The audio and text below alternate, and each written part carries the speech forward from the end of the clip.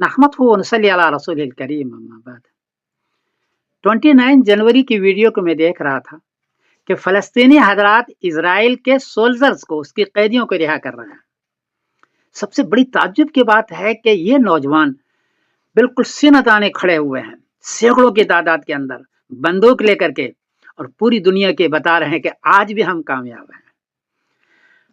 Israel को इस बात पर मजबूर कर दिया कि फ़लस्तीनी 30 छोड़ना पड़ेगा और आपके कैदी को 1 छोड़ेंगे, तो आप 1 के बदले में 30 छोड़ेंगे, उसको मानना पड़ा। ये बड़ी चीज़ है। और ये सोल्जर की हालत को देखें, कैदियों की हालत को देखें, कितना सही तौर पर रखा है, उसकी इज्जत की है और सही सेहत के साथ रखा है और इज्जत के साथ उनको रवाना कर रहा है। और उन मुजाहिदीन को या उन नौजवानों को देखें किस तरह वो सुरखरू के साथ है। ऐसे मौके पर मुझे याद आया जंग बदर, कि जंग बदर के अंदर सहाबा 313 थे, सरो सामान नहीं था, ईमानी कुव्वत सिर्फ थी, और कुफारे मक्का के पास सरो सामान था, 1000 थे, लेकिन ये कामयाब हुए और वो नाकाम हुए। हमें ऐसा लगा था 1.5 साल के जंगों से कि ये सब चूर हो चुके थे और इसके पास कुछ भी बाकी नहीं रहा, लेकिन आज की वीडियो देखने के बाद पता चला कि नहीं, ये आज भी जिंदा है और फलस्तीन को आबाद कर सकते हैं।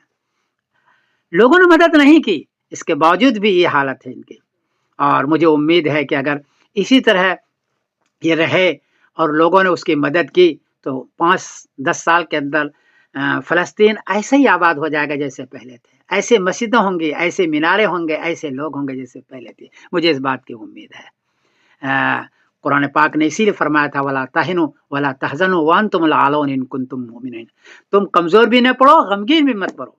अगर तुम ईमान रखते हो, इंशाअल्लाह तुमको सरबुलंदी हासिल होगी। आज सरबुलंदी इसको हासिल हुई, पूरी दुनिया ने देखा कि किस तरीके से ये है।